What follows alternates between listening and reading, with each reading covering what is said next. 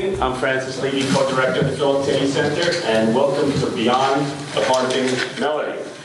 I would now like to introduce Stephanie Chase. Stephanie Chase is a violinist who has performed as soloist with many of the world's leading orchestras, including the New York Philharmonic, Chicago Symphony Orchestra, London Symphony Orchestra, and Hong Kong Philharmonic. She is also artistic director and co-founder of the Music of the Spheres Society, which is dedicated to exploring the links between music, philosophy, and the sciences, and teaches violin at New York University's Steinhardt School. In her spare time, she writes music arrangements and studies Stradivari. Yes, violins. Violins, and the Music of the Spheres. Stephanie Chase will host this evening's program and introduce our distinguished guest. Thank you, Francis. Thank you. Thank you.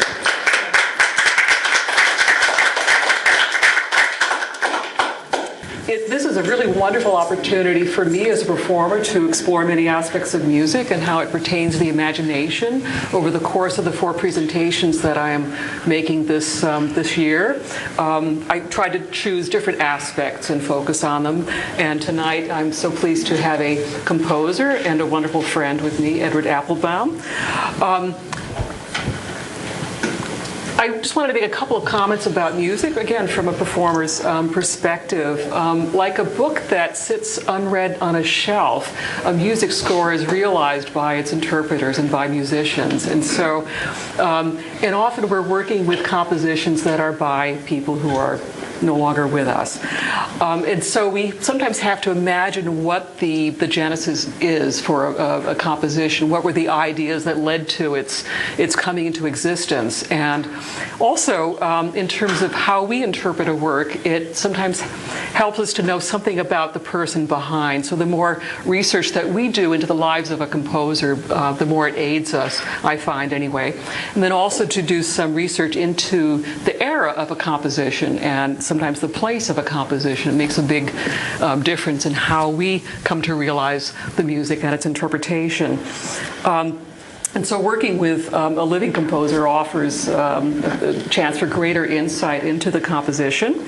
And just finally, I just wanted to say that great music bears repeated scrutiny, that the interpretation can only deepen as we return to it. And so that's always a kind of exploration for us as performers. Just want to introduce Edward Applebaum. I'm going to read your biography very briefly, yes, as they did for me. Edward Applebaum is an American composer of contemporary classical music. He is on the faculty of the Honors College of the University of Houston, where he teaches psychology and the arts and the psychology of humor. We might get into that later. He has taught composition at the Shepherd School of Music at Rice University, the Edith Cowan University, which is in Australia, in Perth, and the University of California at Santa Barbara, and Florida State University. Recipient of the Kennedy Center's Friedheim Award in Music Composition, Dr. Applebaum also holds a particular scholarly interest in the subject of psychotherapy in the arts and teaches at the Jung Center in Houston. Please join me in welcoming Edward Applebaum.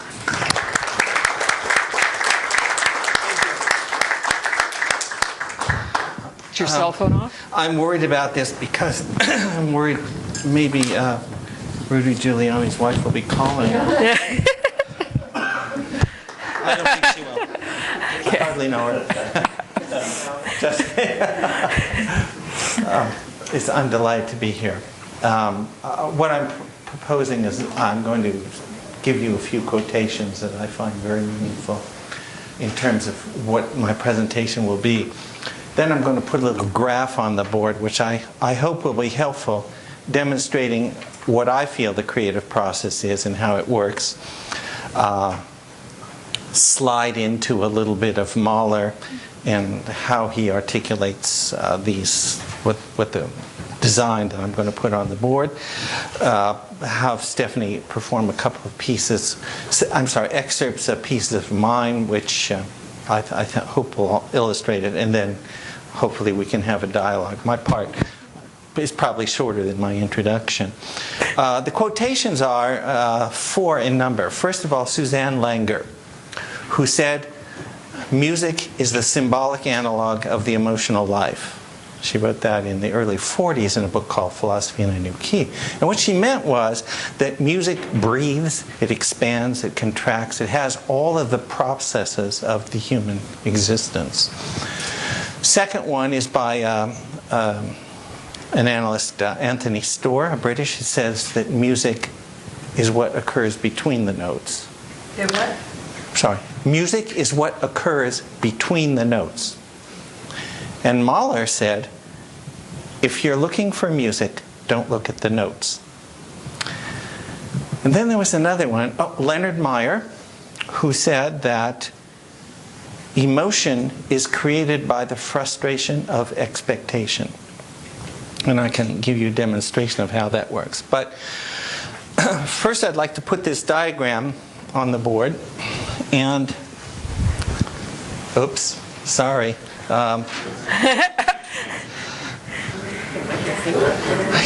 No, I'm just, we can get mirrors, and but then it would be backwards too. This is a diagram I use, and within 2 or 3 minutes, one of my students will always say, "Oh, is that what the mind looks like?" I usually say, "Well, it might be what your mind looks like. I'm not sure." But I'm going to put first the conscious and the unconscious, and a line between them occurs in the central cortex. And what happens in the creative process as I live it and experience it and tried this model out with a number of different people is as follows. I always begin with X, and that's the inspiration. I haven't got a clue where it comes from. I do have a clue, but nonetheless, it's not digital. It's not something we're going to ever find scientifically. Thank God. So whatever that inspiration is, something tweaks inside of me and other artists that I know. And a process begins, first of all, the process is whether you're going to listen. You're going to listen to the inspiration inside. It's not always done. Frequently it's not done.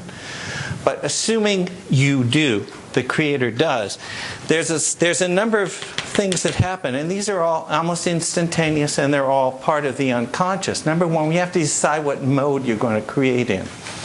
I personally think that kids who are creative are probably almost accidentally involved in a particular medium. You give a kid a lot of crayons with no music, chances are, to quote Johnny Mathis, that you're going to have a kind of kid who will be visually oriented. Nowadays, most kids who are creative in motion pictures.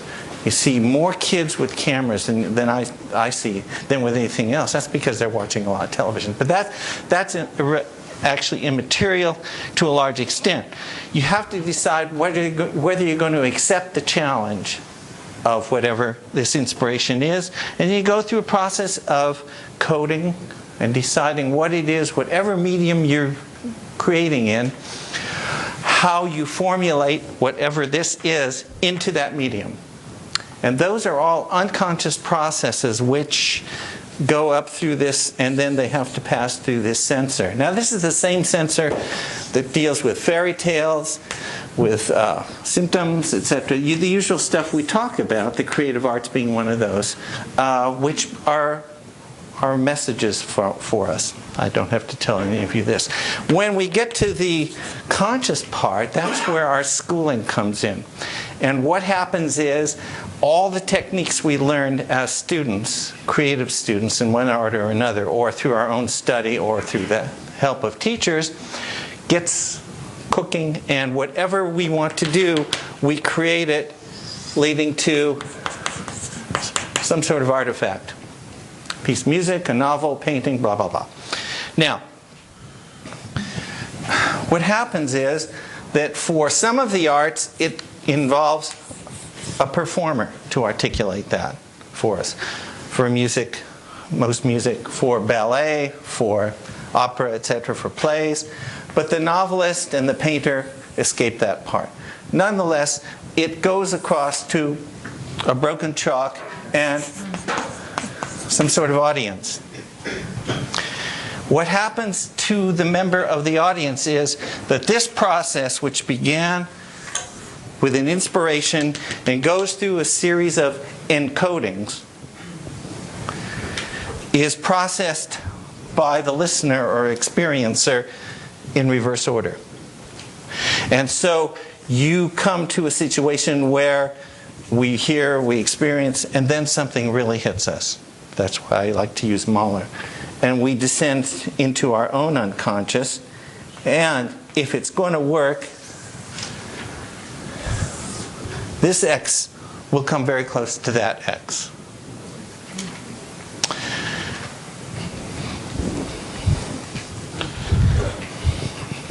If I sit down, can I still be seen?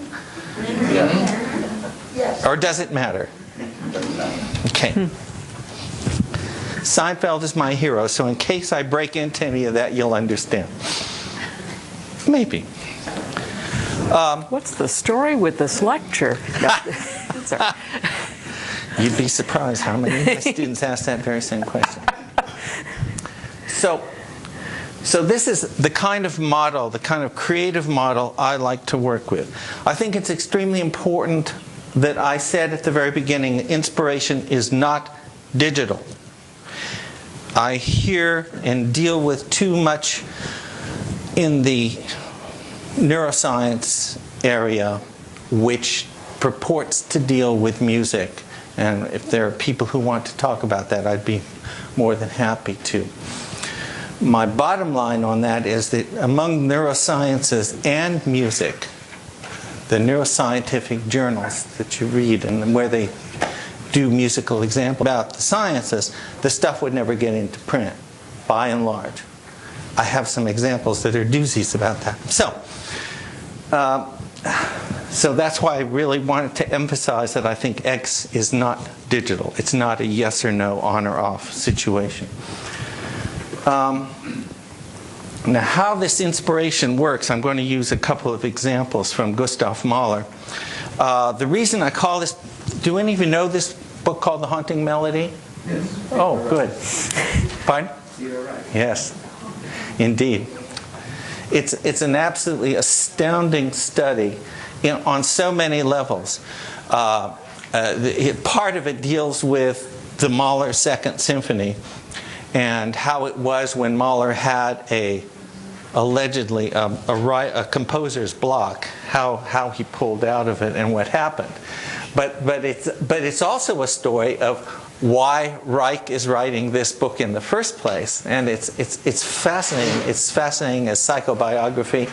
It's a sensational thing that's going on.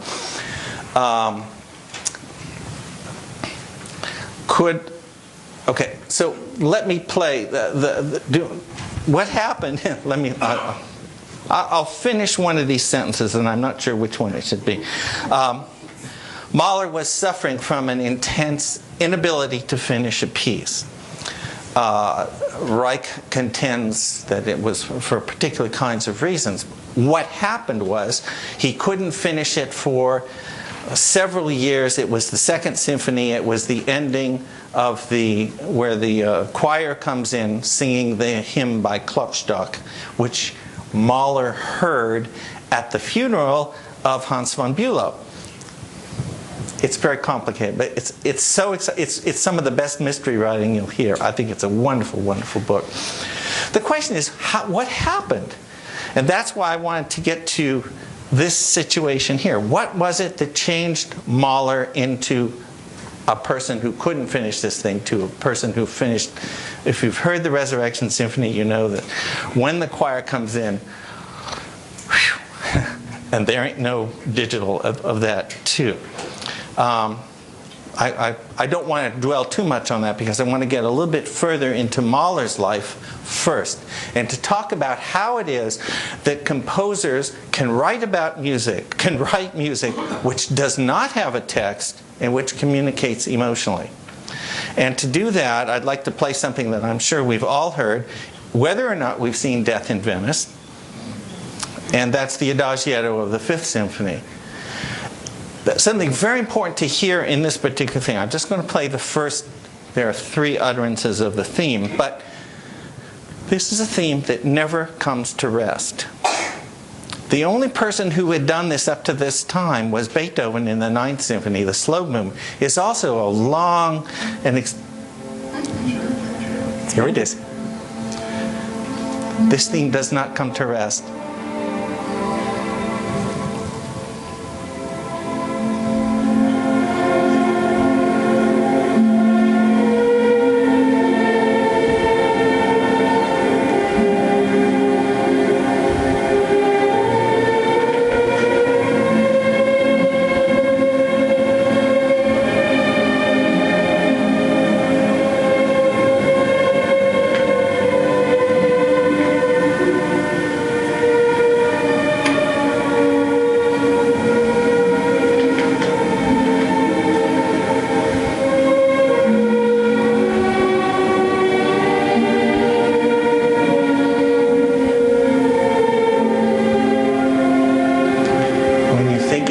Another part's beginning well.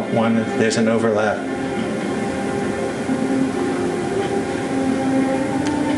It hasn't finished. It's not going to line up.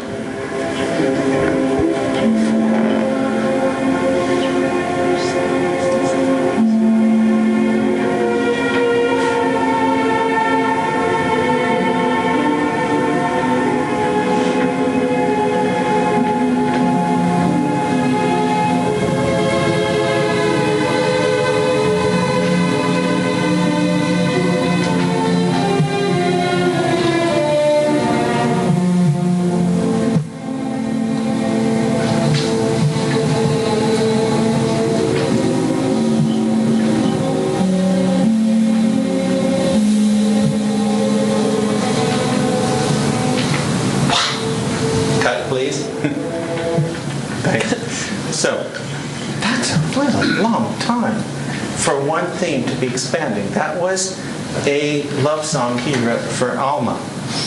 They had, it was at the very beginning of their relationship, which was a very strange relationship, to say the least. By the way, I noticed in the bookstore downstairs, there's a book by Stuart Fader on Mahler. If you want to read a great book on a great person, that's a really fabulous book. Stuart Fader, F-E-D-E-R. It's on Mahler. In fact, it's on display. Yeah. This was Mahler. I don't want to be. Yeah. I think if you don't get the X in that, it isn't going to happen. I don't know any piece that's like that. I once gave a lecture in Australia to a group of analysts who, and I played that. I played the entire movement, and that when it was finished, I said, I'd really be curious. Just please write down one word that occurs to you that it expresses your psychic response to this piece. There were 14 people in the room. 13 wrote water. Yeah, huh? Now I wondered, had they seen the movie? Because it's used in Death in Venice. And a couple of them had, most of them hadn't. And so the subject of infinity was just, it just sort of, I hate to say poured out, but it did. So here's Mahler making a very clear statement about his love for Alma. Symphony number 5. Symphony number 6 has, that's what I'm going to play, not yet. It has something very strange that occurs. Whenever Mahler had an idea, he would finish the idea and the texture would thin out, a very nice transition. Here comes the next idea. What you'll hear is that very thing in this, but something very strange happens. I'm going to play this part twice. Could you play that Symphony number 6 beginning, please? 6. Next one. Everything was going well in the marriage at this time, allegedly. The first theme.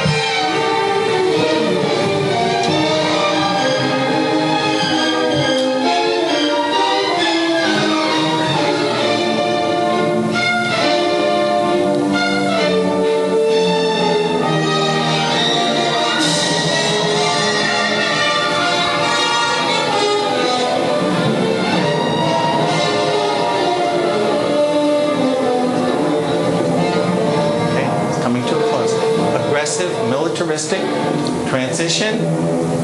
He had to say. Transition.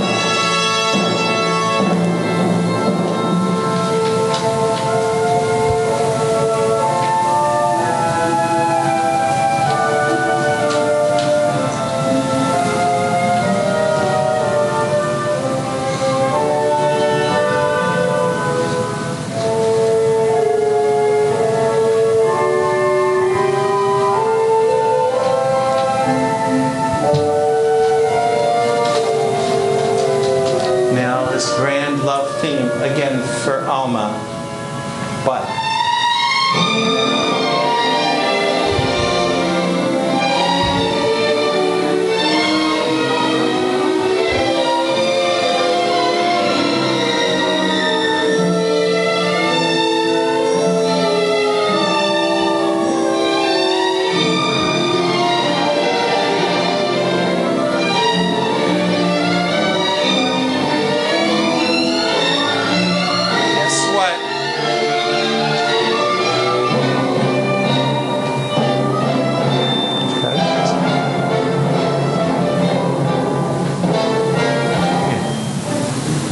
doesn't finish the Alma theme. The aggressive, militaristic theme cuts in.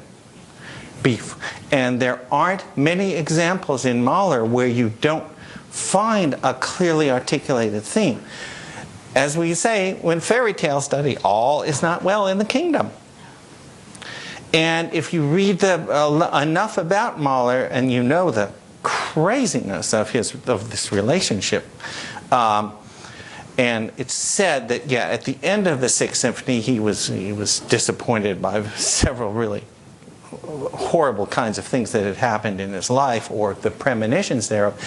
This says something different. This says, it was something he wasn't even expressing at the time. I don't think he knew at the time that this was not really going to be a very good thing, Gustav. But nonetheless, there it is in the music. And I'm just saying that there are things that happen in the unconscious. Oftentimes, we don't even know it ourselves. In a certain sense, why should we? So that's basically when I said the frustration of expectation. Aha, this thing should have worked. It didn't work. Pardon? No, I'm shaking my head because you're carrying the statement a bit further up to the double bar, and that glorious theme absolutely does end. But not at this point. Momentarily interrupted. Yeah, momentarily interrupted. That's enough. That's good enough in the context of what I'm. A short space of time. Yeah, but in the context of what I'm saying, what I'm trying to say is that here was something. For those of you who know the situation between those two, ye gads, this was, I almost think, a projection of her rebellion that he was trying to work on another issue. I'd like to now just conclude this part, and I hope we get to ask questions or answer some. If Stephanie, if you would, there's, I've written two pieces for Stephanie. The first one is based on Love in the Time of Cholera. Have any of you seen the movie yet? Yeah, the movie is quite wonderful. Yeah, it really. Pardon? Did it? That validates my point. So, have you, a lot of you familiar with the story?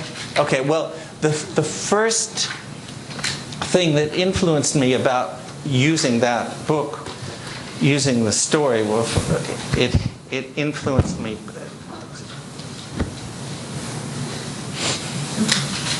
powerfully. It was so strong. And one of the things I thought a good deal about was how the story continued on several time levels. There was the presence of the text, but there was this continuing unrequited story, which I found so sad the whole time. They do it very well in the movie. So there's one section here where I'm trying to talk about how you write two different times simultaneously. I call this section time windows because there's one kind of love song going on, and there's also this kind of very unhappy, gritty stuff that's going on. So I should just play that section? Yeah, just that section, please. So it's two simultaneous narratives. Yeah, right.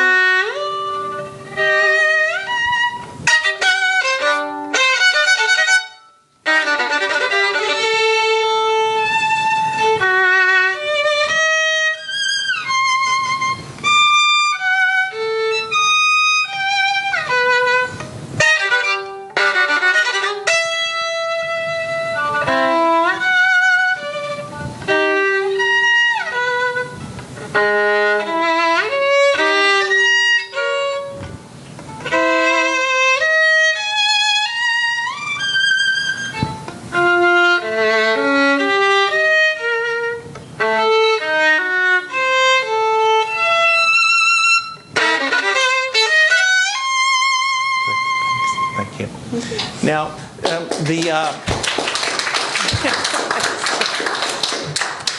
for those of you who read the book, there's this awful, sad things where Florentino's playing his violin across the park and hoping that Fermina hears him.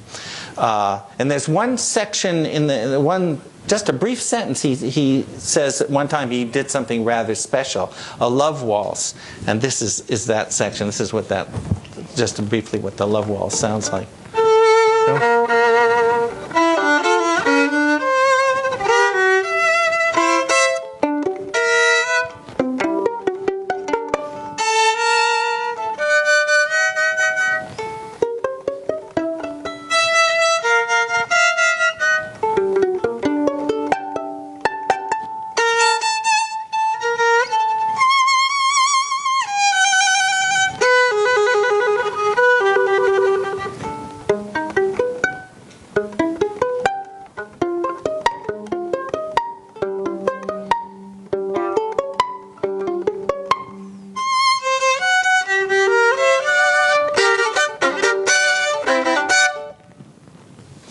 And then finally,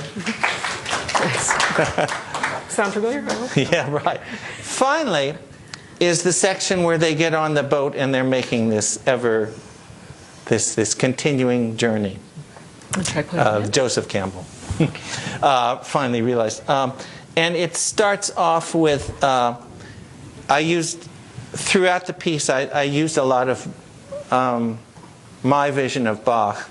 And this happens here too, particularly from the chaconne, the solo violin works, and it goes through a pretty long Bach section, and then it ends up with a final scream in a certain sense, not Edvard Munch, but they're kind of like, God, why did this take so long? As he says.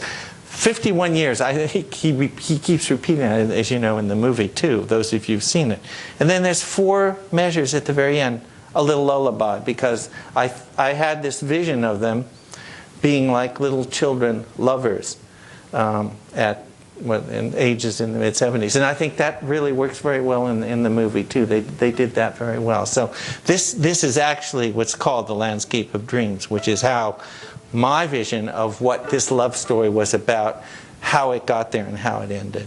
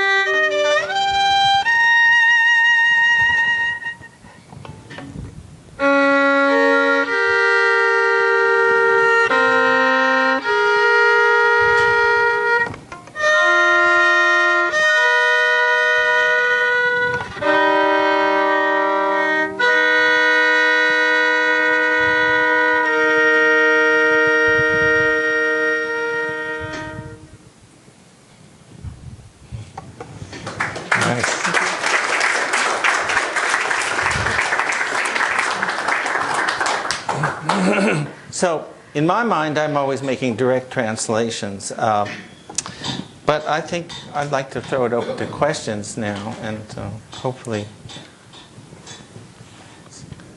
Yes. I have a comment.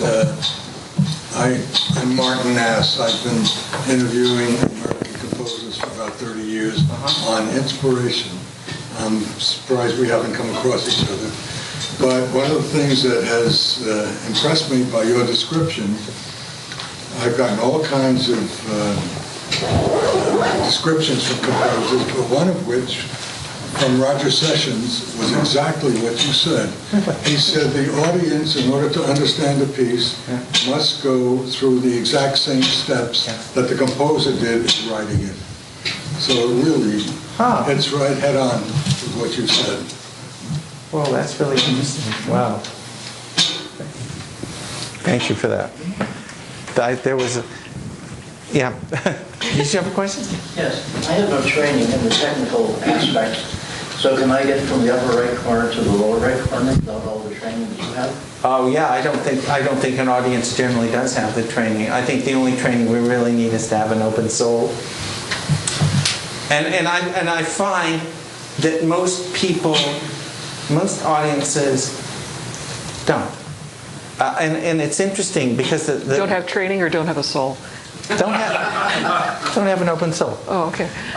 And it's very interesting. When I used to teach a lot of composition, and the most important thing I could ever do for a student was to give that permission, the student, the permission to be him or herself, because they were so bound up in, I don't know what kind of word to use. I think I'll use the word crap. We teach in schools, and especially in music schools, and it just takes forever to tell them, no, you can be yourself. You can do what you want to do. And you know, if they have to go through this process, then I don't think it matters what I don't think it matters whether your X is the same as the composer's X. I'm sorry, but what I think is important is that you have an X.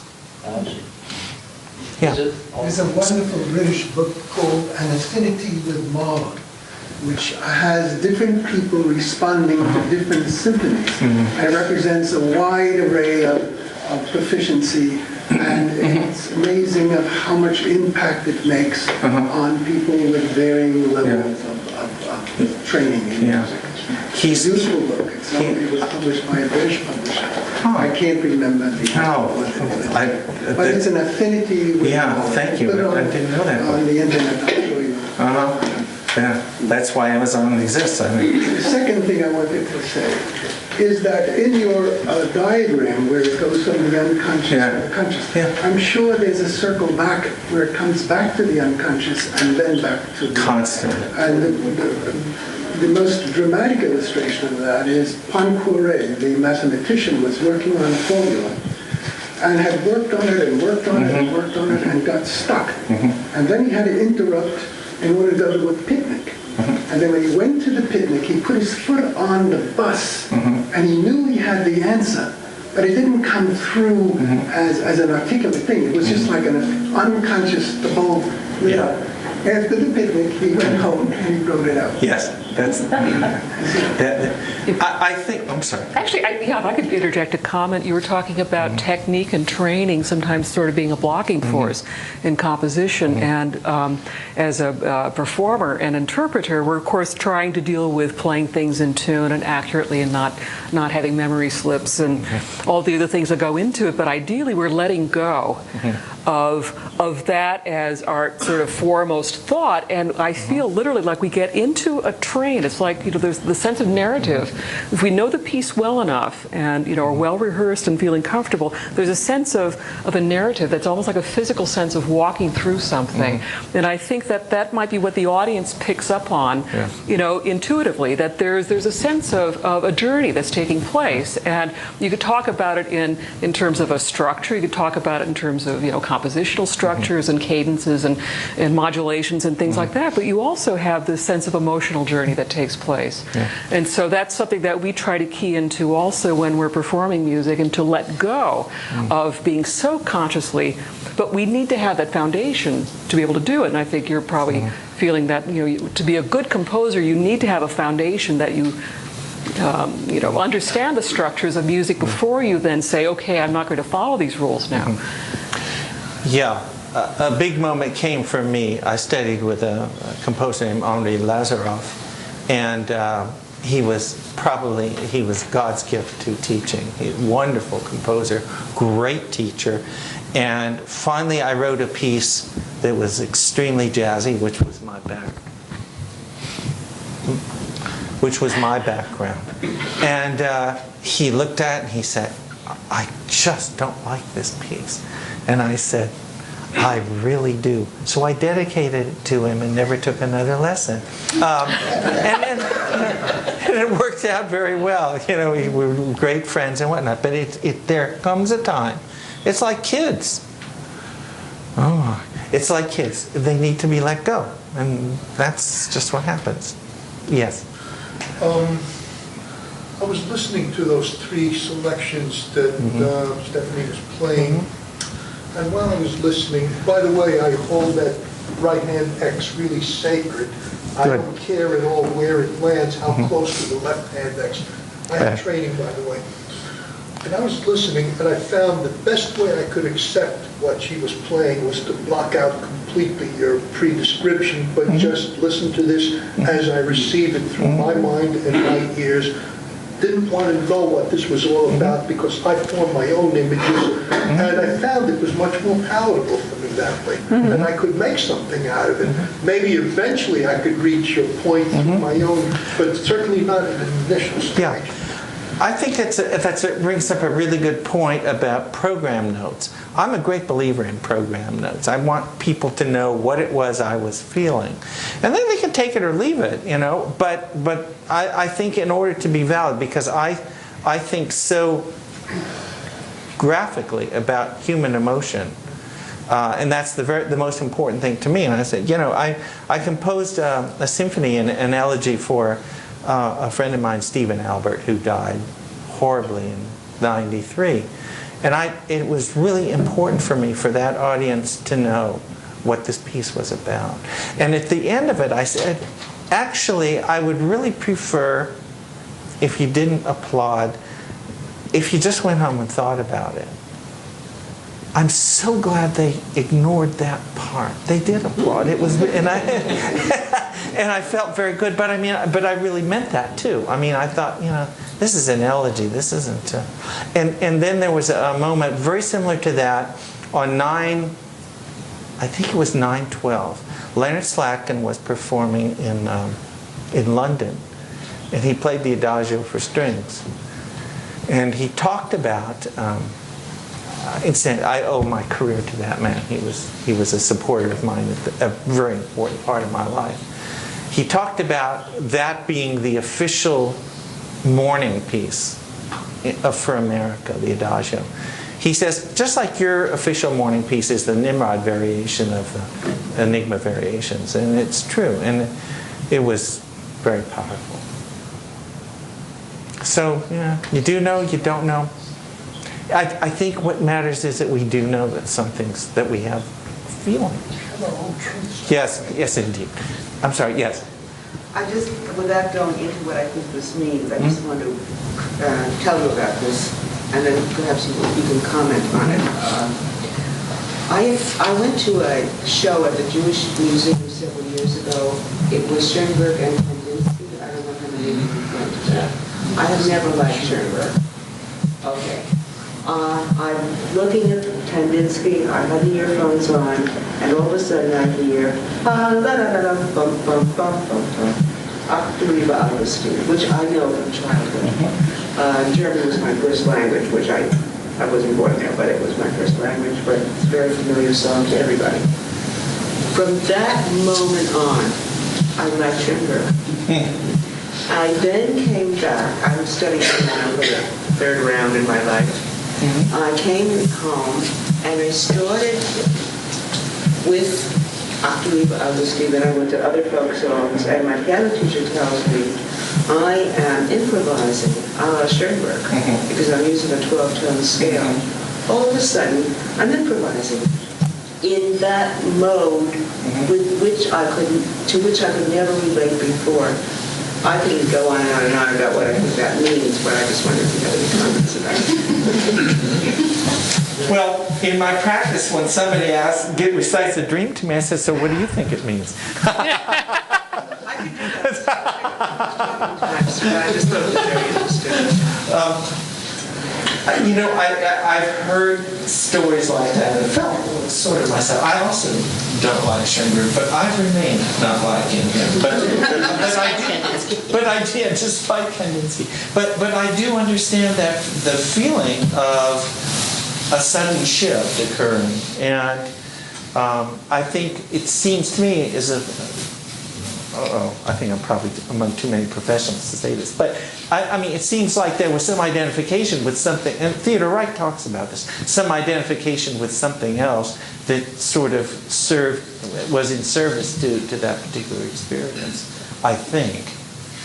Martin's got a comment? Yeah. As an aside to this, in Stuart Frater's book, he talks about Mahler witnessing a fight between his parents and going out into the town square, and the band is playing Ach du lieber Augustine. And he relates this to the contrast in his music and moods, sudden mood changes.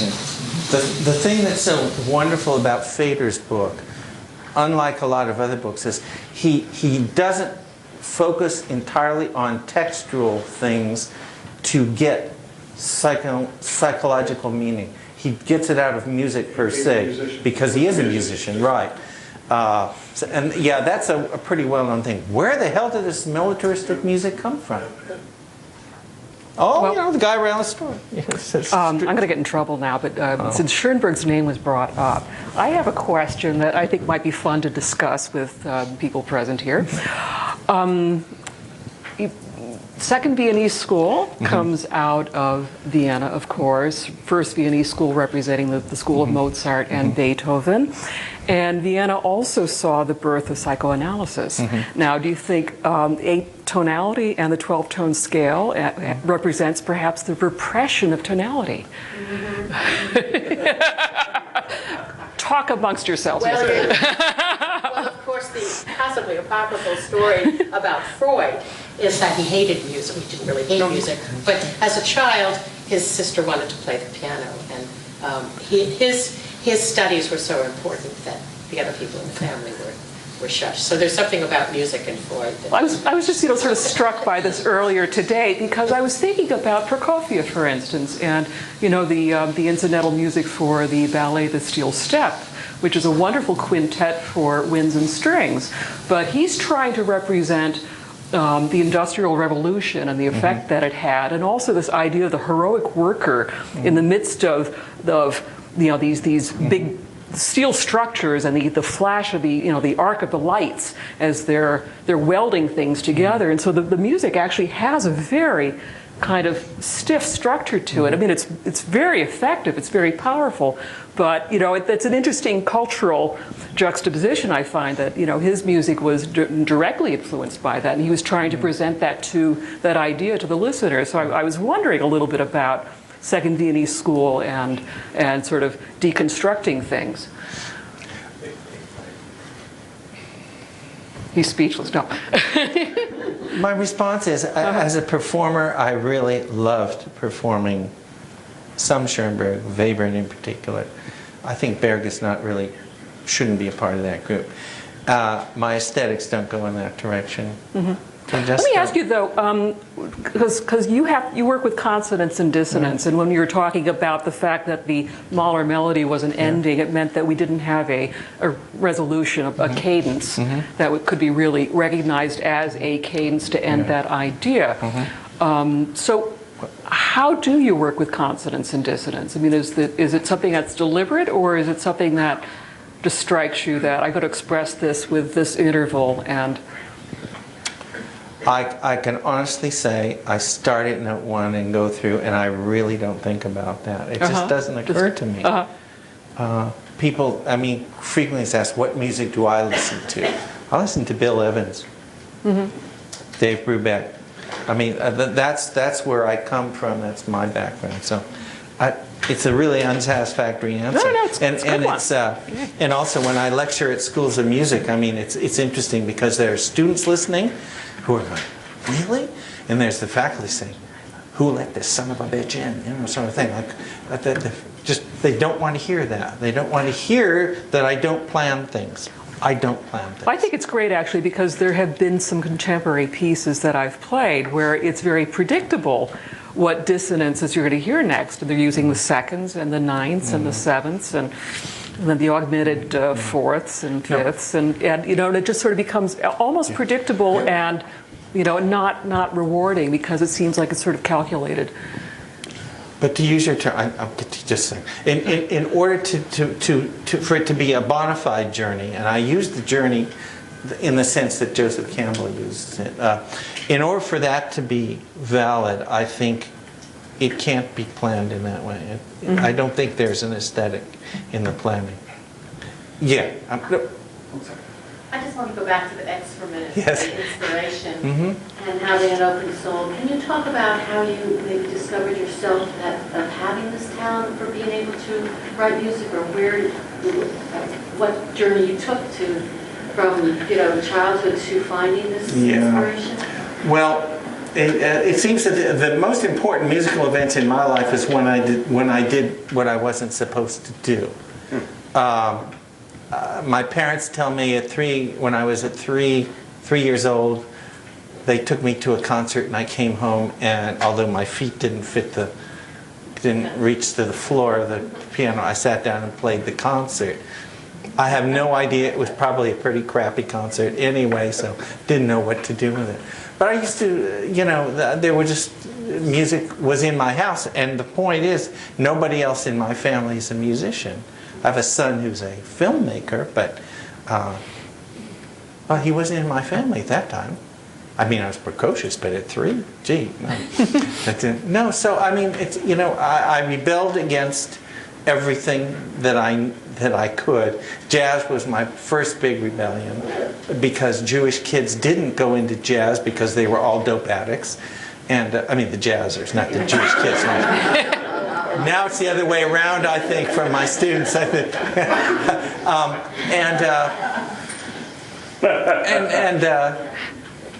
yeah, it's just a series of events. I mean, a series of incredible events. What is Lemony Snicket? A series of unfortunate events. Yeah. But they turned out to be fortunate. I've talked with. Just give you one example. I had a student who he was at Florida State. Florida State at that time was trying to build a university of which the football team could be proud. And this guy would come to lessons and he would sit down, he would smile all the time. And I thought, what are you smiling at? He said, life is just really good. I said, well, that's really nice. He said, well, just drivel. He would smile through the whole lesson and drivel on the page. And one day he came in, he looked like hell. His favorite uncle had died. And he said, I don't know what to do. I said, now you can begin being a composer. Go and write a piece about it. That's X. And, he's really very good. And he doesn't smile very much anymore. Was it Freud? What's the purpose of psychoanalysis? To take people who are neurotic and help them to lead a generally unhappy life? Something to that effect? Normal human misery, I think. Yes. Did you have a question? Yeah. Is it possible that in the atonal music we have difficulty grabbing on to the X that's behind it? That it's very hard to get to the underlying emotion and feeling that's behind it. I will go out on a limb and say sometimes that X isn't there. I will go further out on a limb and say maybe that X isn't there because that person can't touch that part of him or herself.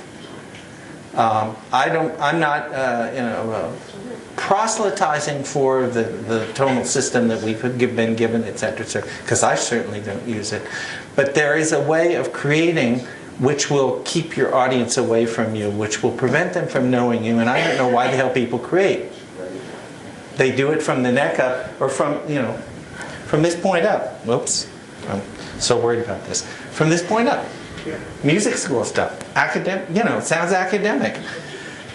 It's interesting because in this country, we are forced to do something that you don't have in European countries, which is we have to align ourselves with academic institutions because there is no culture of supporting the arts. In Europe, or where I studied, what do you here? If you say you're a composer, they say, "Yeah, what do you do for a living?" Yeah, right. In Europe, you're a composer. So I think there are too darn many people walking around calling themselves composers. And you know what? There's a reason why they're still holed up in their offices in southern Louisiana. Anybody here from Louisiana? Or Wyoming? Oh, that's where Cheney's from. I don't know what they're doing. There are probably 50 times as many composers in this country as there is room for their music. Yes? Did you have a question? No, there's a person in the back. He's been waiting. Oh, I'm sorry. Okay. Oh, that's okay.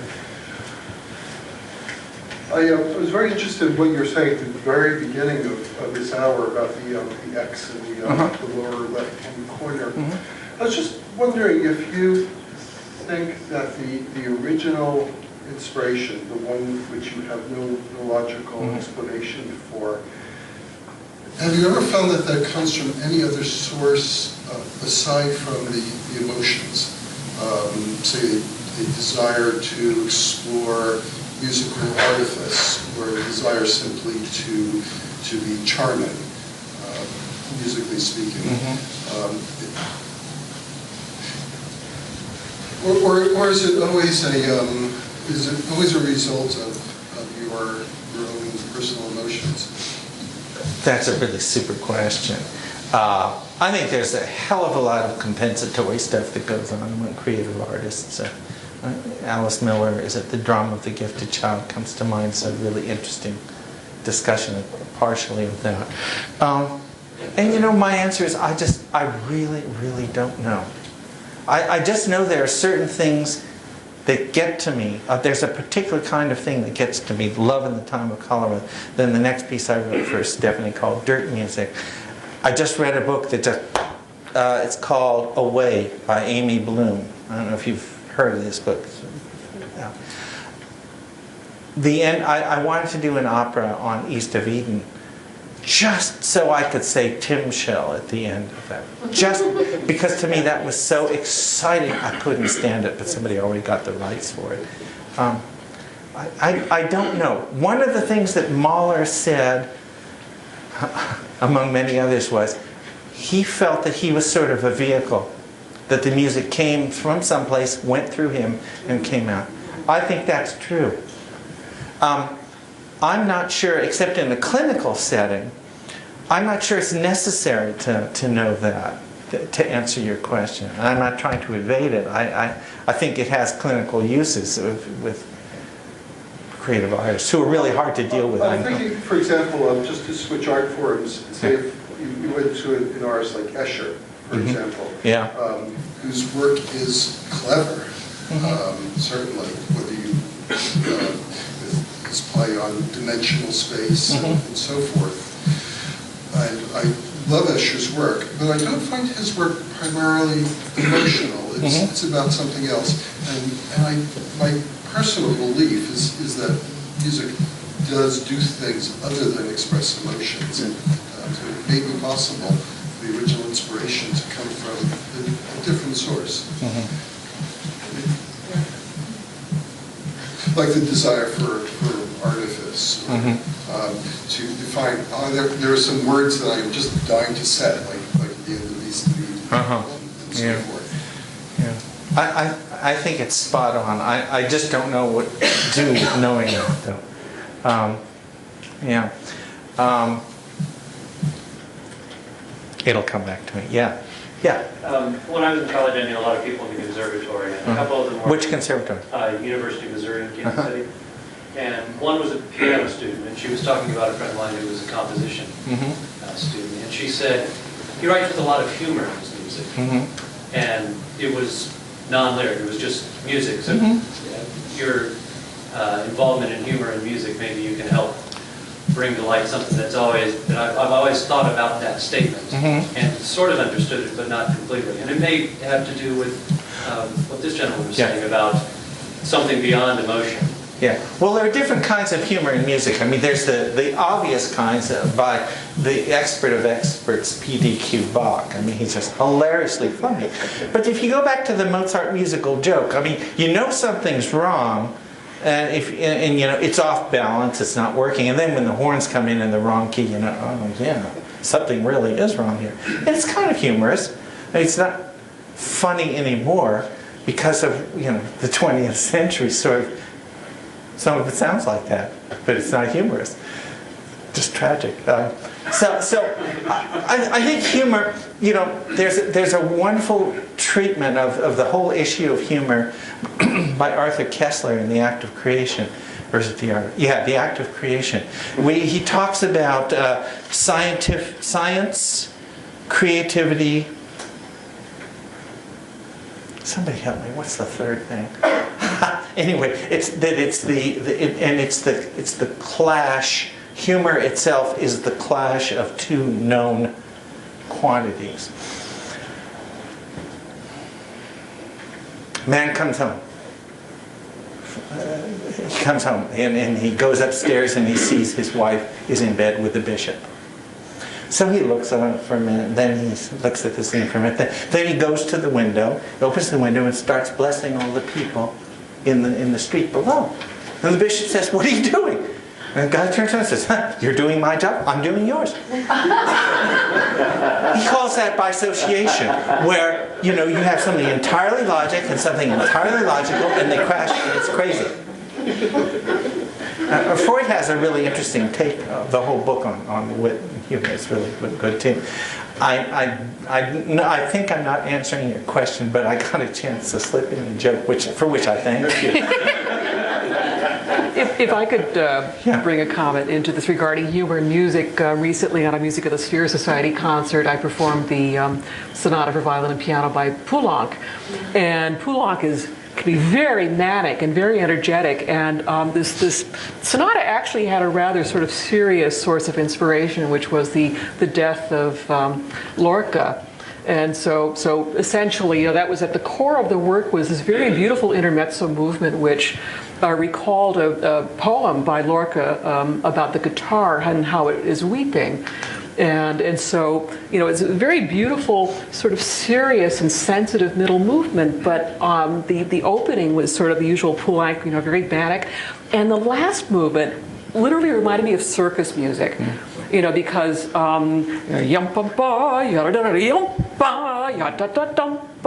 and there were sections where literally he would have the violin playing triple forte, as loudly as possible, and would say très violent, very violent, and the piano's going in piano dynamic.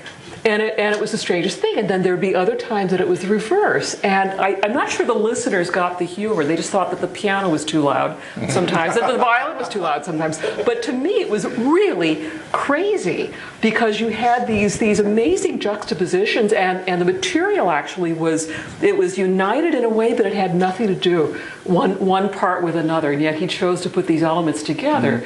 And then we would go out suddenly, and I don't know whether composers use this a lot, but it was like switching scenes in a movie, that you would go from one extreme mood into something else. And there'd be no transition whatsoever. And to me also, the sheer perversity of this, was very entertaining because you had to stop on a dime. But on the other hand, that's almost a tradition that well, if you think about it, goes back to Beethoven and his extreme dynamics, whatever you want to make of that, that he'll have you play something very strongly, and then the next split second you're supposed to be playing piano in a very lyrical kind of phrase. And I don't think he was doing it for humorous purposes, whereas Poulenc was doing it here, but it's interesting sometimes to see these things where it's deliberately, it's meant to sort of jerk the listener around and to cause you to feel different emotions and not know how to deal with them. They sort of pile up after a while, and then you're left sort of sorting this out after a while and not knowing what you've heard and why. So It is really difficult to think of Beethoven doing anything funny. oh, his scherzos. Oh yes, come on, Ed. The C minor sonatas, the scherzo movement. Ya-da-dum bum bum bum, ya-da-dum bum bum bum bum bum. He's taking because he's taking the 3 meter. Okay, I'm sorry. This is your night, but I disagree with you, my friend. Just like in class. Because you're talking. Yes, teacher. Yeah, but I mean, traditional form has been the dance movement, and in this movement that I'm referring to, Beethoven takes, something in a very strong 3 meter, and instead of putting the strong beat on the downbeat, neutral second beat, lifting third beat, he's making the middle beat the strong thing, and so he's taking away your sense of where you ought to be, and then finally brings it back when he goes dum da da da da da da da da da da da da. So then you're brought back into, oh yes, here we are again. And I think that's his sense of humor at work. Will we still be friends if I don't agree with you? You don't find that humorous? You don't find that funny? No, but I did know. The only other composer I put in this category down here, besides Mahler, is Beethoven. And something very interesting about Beethoven, the American composer Roy Harris, who was one of my teachers and just a really great person, one day he was sitting and we were talking about Beethoven, and he said, what I really love about Beethoven was he was so human, he made mistakes. And that was really interesting. That I didn't bother to ask him which ones because it didn't matter. It was just a feeling he had. And that would have been in the 1960s. In the 1990s, I was sitting in a concert hall in Australia with Australia's leading composer, a man named Peter Sculthorpe, fabulous composer. And we were sitting and listening. They were rehearsing Beethoven yet again. And he turns to me just out of the blue and says, "Don't you love it that he sometimes does the wrong thing?" And I thought, I've heard this before. I was really surprised to hear that, but I think it's true. I think there's a humanity in Beethoven that I don't. There's a perfection in Mozart. There's humor in Haydn, I think. But Beethoven, that one doesn't work for me. Yes. The notion that you mentioned at the beginning about emotion resulting from frustration of expectation is a notion that could be applied not only to Mozart, where there is much more expectation, as well as to Prokofiev or even to Schoenberg. When it comes to Schoenberg, I think we face a certain problem. We don't have much expectation yet until we've heard the piece many, many times. We don't often have a chance to do that with much music these days. The reason is because, would you play the scale for me? Sure. The reason is because in the regular kind of tonality with which we grew up, these things called scales have a polarity. There's differentiations between the intervals. But in the technique that Schoenberg used and the technique that Debussy used, there's no polarity in those scales. There's not an absolute necessity. I want to give an illustration because how does this thing work? Leonard B. Meyer is a great. Is he still alive? Yeah. He writes about music. It's wonderful.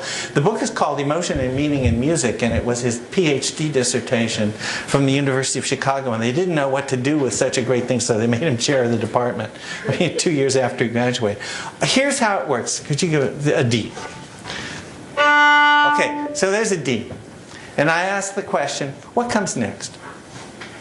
That's a really stupid question. No.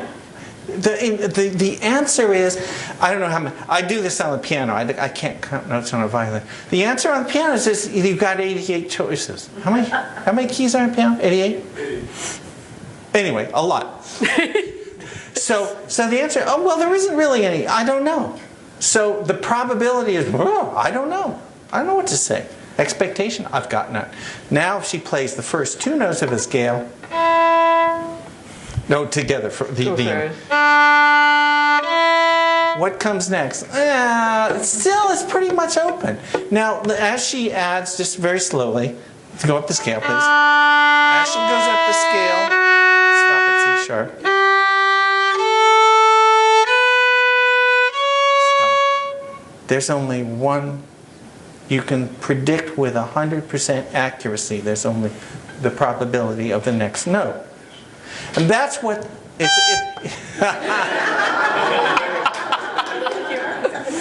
that's getting back at my Beethoven remark. I understand that perfectly well. We'll discuss this in our next session. The point being, it's a Gestalt principle with no closure. You have increased intention. And the thing about the Mahler example, the Fifth Symphony, was that thing just keeps going and going and going like the ever-ready battery. But the point being that it just never comes to rest, and it keeps regenerating itself. I love Gestalt psychology in the sense that you can do something like this and say, you know, what's this? Everybody says that's a circle. And some wag will always say, no, you didn't finish it. You know, California students get that quickly. Texas students say, sorry. Whoops. So that's an incomplete circle.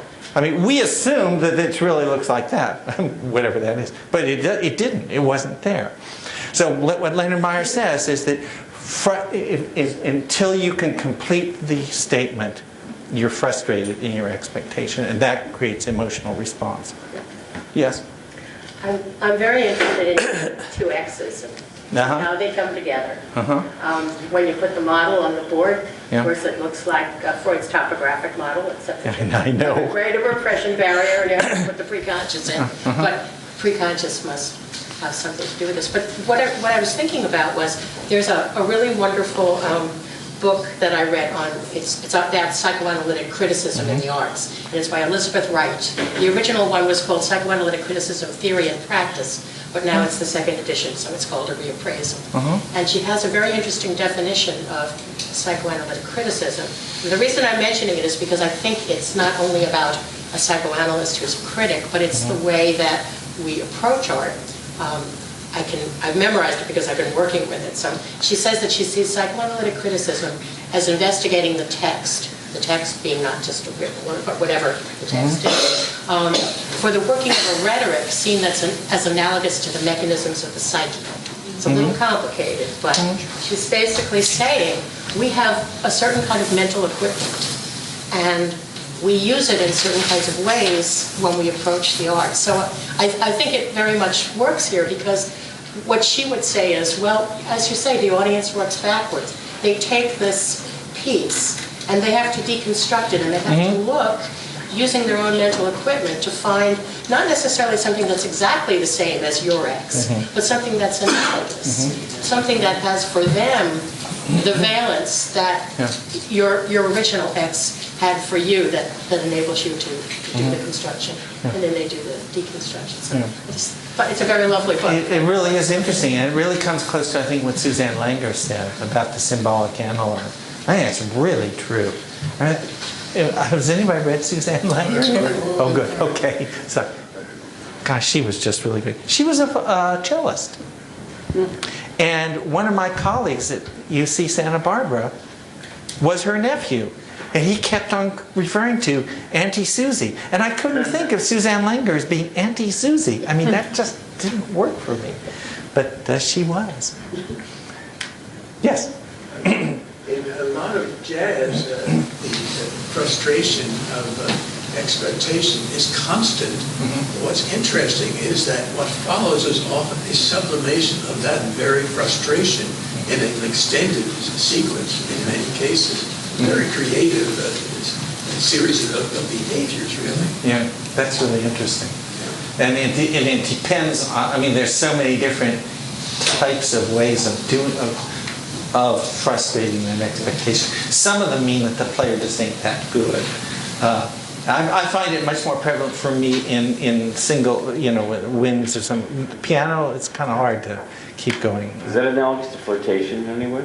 To flirtation, frustration of expectation. You say you keep using it. Yeah. I mean, is there the process of coyness?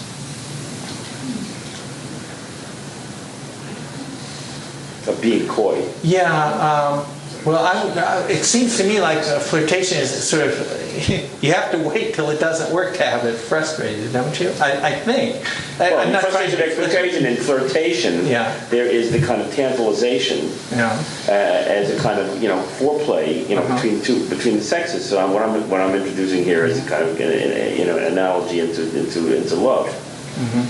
With, and love and the experience of these kinds of aesthetic conceptions that you're proposing. No. No what? Your face says no. Excuse me. It says no, but I can't figure out why it says no. Maybe if I turn the other, Janus. I need Janus right here. I can only have one face. I hear what you're saying. It's really interesting. Sleep on it.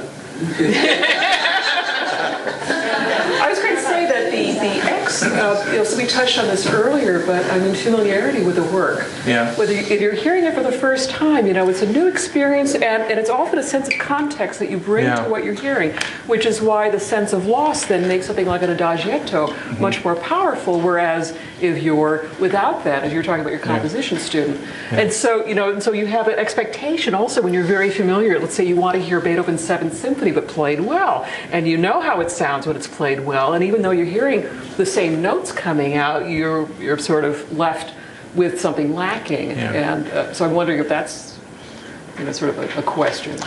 I think that comes back to what you brought up about you don't have that expectation with contemporary music because except on multiple rehearings. What I think is I'm sorry, but what's problematical for me is sometimes I can hear it a lot of times it still doesn't work for me. When I was conducting professionally, I used to specialize in contemporary music, and I mean Boulez, Stockhausen, and the other guys, and they were all guys, And there were two different things: the kinesthetics behind the performance that so many people worked so damn hard, and it worked. Oh, that was so exciting, and I couldn't stand the music. Just sound, God, this sounds really like drivel, but we really enjoyed doing it.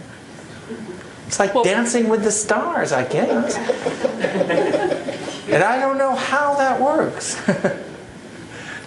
I haven't heard Seinfeld on Dancing with the Stars yet, so I don't quite know what to say. Well, you touched on something from a performer's perspective that can be very difficult about contemporary music, and so we're working with something that is unknown to us. And composers, if they're good composers, they all have their own way of putting notes together. They have their own vocabulary and their sense of language. And so we have to learn that. And then you talked about the kinesthetic aspects, which could be that your sense of rhythm is constantly being disrupted. So you might feel very proud of yourselves for having gotten through the piece without any problems of ensemble, that everybody was together at the right spot. And you played all the notes, and you get to the end of it and you think to yourself, well, why did I work so hard? And what is the goal of all this? I mean, we did what he wanted us to do, and we did it well. So there's that sense of satisfaction, and yet there's no connection emotionally to the content. And that's a problem for me sometimes with contemporary music. So. Is this a model that would only hold up for music, or would it hold up for painting? I think all the arts, yes. So, which leads me to my question. What about inspiration, unconscious, conscious, where you don't ever get an audience? What happens to you then? Well, What happens to that X? Inspiration which you see, I said, you don't always listen to the inspiration. Sometimes you say, I'd really rather watch football, or something like, but I'm talking about once you accept the challenge, in Campbell's terms, that you accept the calling, the hero has been called, you're going to take this journey, then I think it goes through the process. What if people don't like it? God, I don't know. I think if you worry about your legacy, wait a minute, Bush is worried about his legacy. I have to use a different term. If you're worried about what's going to happen, I think that's a waste of time. What's going to happen is basically what's going to happen. Am I avoiding your question? I don't know. I don't know either. Do you know if I'm avoiding your question? Well, he's a master at that. Oh, listen, I can see you guys tomorrow, say 11:30, and we can work this out, maybe just the three of us together. I forgot to mention that Ned does have a small private practice. So. What you're saying is that if there is a genuine urge to create, Yes. you almost have to, like Mahler. Yeah. Look at Mahler. All of his symphonies were not received with full appreciation. It took him 50 years after his death before we rediscovered his music. Yeah, that was and yet he had the conviction. Yeah. He had to do it. Yeah. He had to do it. And I think you have to approach art and creativity that way. I hope it will be received. He firmly believed. In fact, there's this wonderful movie that Ken Russell did on Mahler. It said, "My time will come," and boy, it sure did. But it's important that Campbell says, if you have the calling and you refuse the calling, it's the birth of neurosis. Well, think of Emily Dickinson, who buried all her poetry, didn't come out until after she died. Yeah. You have examples. But she did write it. That's She wrote it, but she didn't go to the point where That's something I think slightly different, though, than not writing it. I think that would have been what Campbell would have suggested was the genesis of neurosis, as well as the Exodus and Leviticus. Picasso once said that if he was put into prison, he would draw with a spit. And I found that very inspirational. I mean, that's really my mantra. You know, like, you don't need an audience. This is you. This is what you have to do. That speaks highly for his salivary glands. I know that. Sorry. To put it another way, as Gustav Holst, the creator of Planets, commented, never compose unless to not compose a piece becomes a damn nuisance to you. That's really, that's good, yeah.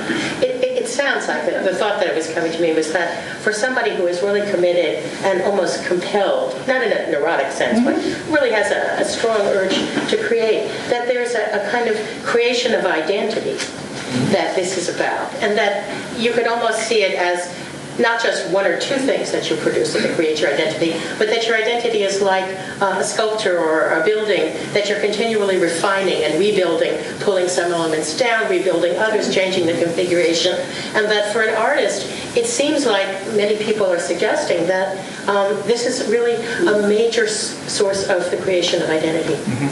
One of the really sad features of Mahler's life is, I feel, is that he was never really satisfied with what he did, in that he kept recreating the same piece. I think there are so many clues we can look at and say, really, Symphony No. 9 is Symphony No. 1 and the Song of the Earth, and that he's continually reworking the same materials. And he himself said it, I just can't get it out. I can't create the perfect symphony. And thank God. Yes? My takeaway from this evening is about expression. And how do I express? How do you express? So, whatever that is that a creation? That's selfless. And I don't think that's unique to just the creative arts. I think it's to life. And probably that retarding that is neurosis or is illness. The lack of expression. Is that my part of the script?